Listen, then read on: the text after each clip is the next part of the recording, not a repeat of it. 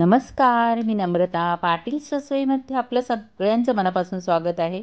आणि आज आपण पौष्टिक पंजिरी कशी बनवायची ते पाहूया.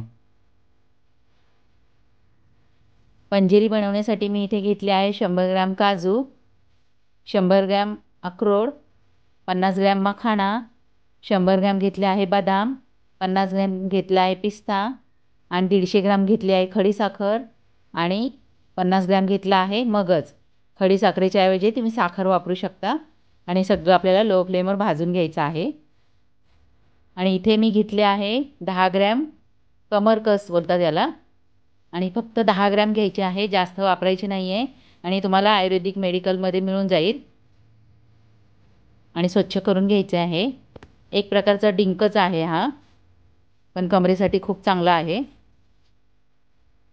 इथे लागणार आहे आपल्याला 1 चमचा ओवा, आणि ओवा फक्त एकच छोटा चमचा घालायचा, जास्त घालायचं नाही आहे. 1.5 चमचा घेतला आहे मी बडीशोप, आणि डिंक मी 25 ग्रॅम घेतला आहे, आणि खसखस 2 चमचे घेतले आहे, आणि वेलची, जायफळ आणि बडीशोप, ओवा हे आपल्याला मिक्सरमध्ये बारीक वाटून घ्यायचं आहे. 12 वेलची घेतली आहे आणि अर्धा जायफळ घेतला आहे. आणि आता आपण मखाणे भाजून घेऊया. त्याच्यामध्ये 1 चमचा टाकायचा आहे तूप, आणि मखाणे चांगले कुरकुरीत होईपर्यंत भाजून घ्यायचं आहे. खाऊन बघा, म्हणजे कळेल तुम्हाला किती कुरकुरीत झाले ते. आणि लो फ्लेमवर भाजून घ्यायचं आहे. मखाना आपला चांगला भाजून झाला आहे आणि काढून घ्यायचा आहे.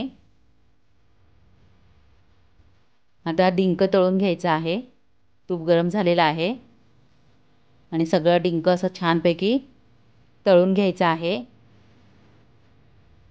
आणि डिंक पण इथे जास्त घालायचं नाही, जेवढं प्रमाणात सांगितलं तेव्हाच प्रमाणाने घ्या.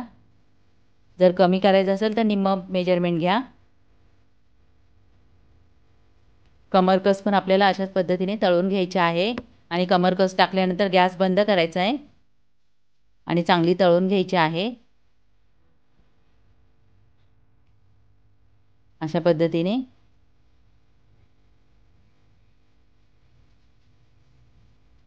आता काढून घ्यायचे आहे.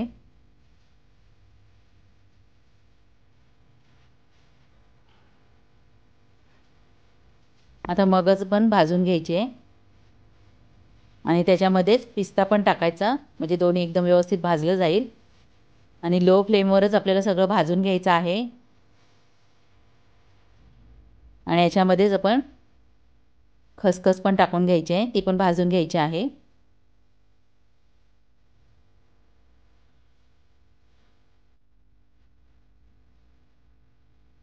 आपले मगज, पिस्ता भाजून झाला आहे, बाजूला काढून घ्यायचा आहे. काजू पण ह्याच पद्धतीने भाजून घ्यायचे आहेत.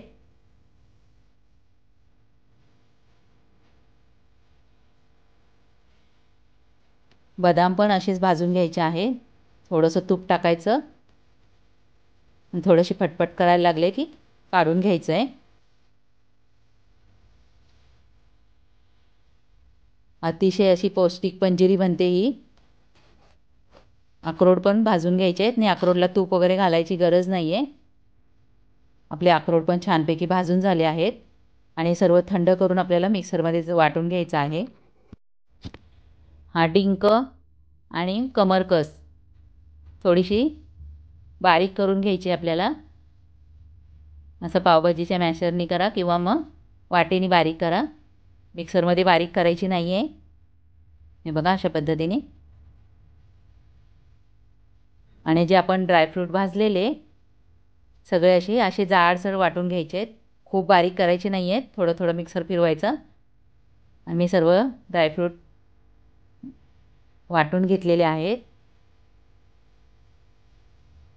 आणि तुम्ही जर माझ्या चॅनेलला सबस्क्राईब केलं नसेल तर सबस्क्राईब करा. त्याच्यानंतर बाजूचं बेलचं बटन दाबायला विसरू नका.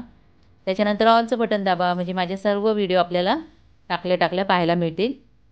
आणि एका मोठ्या भांड्यामध्ये टाकून घ्यायचं आहे, म्हणजे मिक्स करायला बरं पडेल. मखाणी पण मी जाडसर वाटून घेतलं आहे, आणि अख्खे मखाणी पण थोडेसे टाका. आणि पिठी साखर, आणि 150 ग्रॅम पिठी साखर पुरेसी होते. गूळ वापरायचा नाही आहे इथे.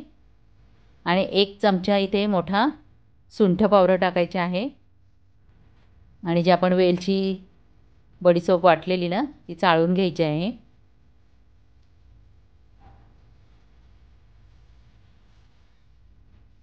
आणि सगळं अगदी छानपैकी मिक्स करून घ्यायचं आहे. आणि ही पंजिरी आहे ना, ज्यांची डिलिव्हरी झाली असेल ना तर त्यांच्यासाठी अतिशय असा पौष्टिक आहार आहे. कमीत कमी 2 ते 3 महिने त्यांना दिलत ना तर खूप अशी ताकद येते शरीरामध्ये. आणि ज्यांना खूप थकवा आहे, कमरेचा प्रॉब्लेम आहे, त्यांनीसुद्धा ही पंजिरी बनवून नक्की खा. आणि लहान मुलांना जेव्हा द्याल तेव्हा त्याच्यामध्ये डिंक, कमरकस, त्याच्यानंतर ओवा टाकू नका. त्यांना थोडीशी वेगळी काढून घ्या आणि त्याच्यानंतर टाका. पण जेव्हा तुम्ही वेगळी काढाल त्याच्यानंतर तुम्हाला डिंक आणि कमरकसचं प्रमाण पण कमी करावं लागेल. व्हिडिओ आवडत असतील तर एक लाईक करा.